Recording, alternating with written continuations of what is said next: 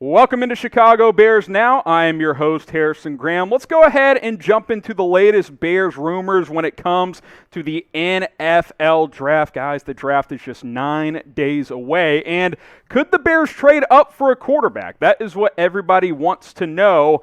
They're going to try to. I think they're going to try. I'll go 3 smoking J's that they're trying to trade up for a quarterback. This one comes from John Clayton. I think they're trying to. I think they want to get higher in the draft to make a move for a quarterback. Now, that doesn't mean it's going to happen. That doesn't mean it's 3 smoking J's that they'll for sure be able to, but that they're trying to, yeah, 3 smoking J's. They're looking to move up in the draft. 3 smoking J's, by the way, that means it's pretty likely that they're trying to do so. 5 quarterbacks expected to go top 10 or top 15, depending on if Mac Jones or Fields or Lance, if one of these guys falls.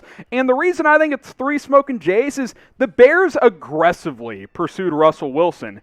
Now that ship has all but sailed, well, who's to say they're not going to be aggressive in the draft? We've seen Pace do it before. Here's what John Clayton had to say, because he's the one who recently brought this up.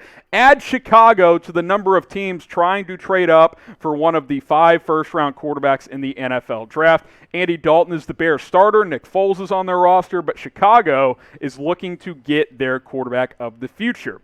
I think Matt Nagy wants his guy. I really do. I think Matt Nagy has been this head coach for over 3 years now, and he has yet to handpick his own quarterback. I know he had some influence on trading for Foles, but he clearly knew when that happened that Trubisky was going to get one final chance last year, and that didn't work out. And remember, Matt Nagy didn't draft Trubisky.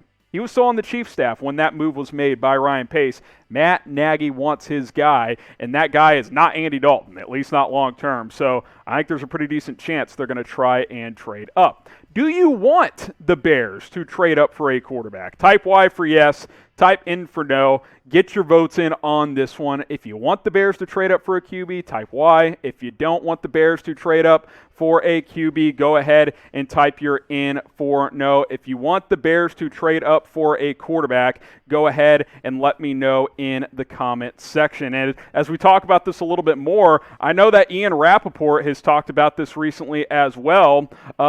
You factor in another team that could look to trade down. The Miami Dolphins reportedly could move down from the number 6 pick. Remember, they moved down from number 3 to number 6. Here's what Rapp had to say. The Dolphins have already made 2 moves in the draft, and they may not be done yet. Sources say they've received calls from teams looking to trade up to number 6, and it is something they're considering. A lot of things in play, but Miami could be back at it again. Trading down, or the Bears could absolutely trade up because teams are willing to trade down. We know the Falcons are taking calls to trade down from number 4. Now the Dolphins apparently are willing to trade down from number 6. I think Carolina at 8 is a prime trade down candidate. With Sam Darnold now their quarterback, they could be looking to move down. There will be opportunities, I believe, to at least get on the phone with some of these teams and say, hey, what's the cost? What are you charging for the number 6, number 8, number 4 pick? There will be options if the Bears are willing to get on the phone and pull the trigger. Just a matter of what the value ends up being at the end of the day. Now, obviously, you look at the top prospects here, and the top 2 guys are all but gone. Trevor Lawrence is going to Jacksonville. I'll say it's 99% chance Zach Wilson goes to the Jets. Maybe that 1% is still out there, but I think it's unlikely. That leaves Justin Fields, Trey Lance, and Mac Jones. What do we know? One of those 3 guys will go number 3 to San Francisco. Unclear which guy yet. Mac Jones has gotten the most talk there, but that started to slow down. So you can start thinking about the draft order. Okay, number 4 pick, Trey Lance, Justin Fields, or Mac Jones. Is Atlanta going to draft a quarterback there? Are they going to trade down? Are they going to draft Kyle Pitts? The Bears will have an opportunity to move up, especially if Atlanta keeps that pick and doesn't draft a quarterback. So yeah, I think there's a really good chance that they're trying to trade up for a quarterback. Now, will they? We'll just have to wait and see what happens at the end of the day. Pick a quarterback prospect. Type JF for Justin Fields. Type TL for Trey Lance. Type MJ for Mac Jones. If the Bears trade up, which of these 3 guys would you like to see Chicago trade for? JF for Justin Fields. TL for Trey Lance. MJ for Mac Jones. Get your votes in on this one. I think the Bears are going to try to trade up. Let me know which guy you'd like to see Chicago trade up for. Now, if you love the NFL, and especially the NFL draft, Chat Sports is the place for you. We'll have live coverage of all 7 rounds and all 260 picks, whatever it is, at the link below, youtube.com/chatsportstv. If you're watching live, that link will be in the live chat. It'll also be in the description of this video and a whole lot more. Subscribe to Chat Sports, youtube.com/chatsportstv. Don't miss any of our draft coverage because, hey, we've crushed it the last few years. You don't want to miss it. We'll be live for all 7 rounds of the NFL draft, youtube.com/chatsportstv. Some Chicago Bears rumors by Chat Sports around Allen Robinson. Could the star wide receiver hold out this year? I'm going to give it 2 smoking J's. I definitely think it's possible.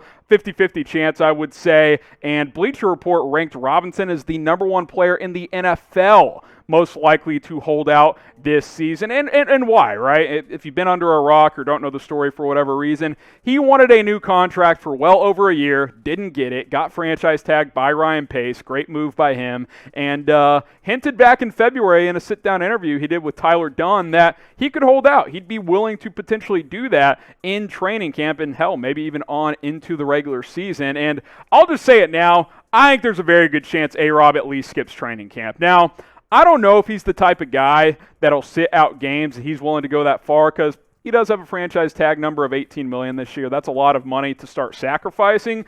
Didn't work out super well for Le'Veon Bell a few years back, but he could certainly go that route if he wants to. Look, he has a right to be frustrated. His past 2 years, this has been one of the premier wide receivers in the National Football League. Consistency has been the name of the game for Allen Robinson, and he's done it with bad offense and bad quarterback play. So he's frustrated.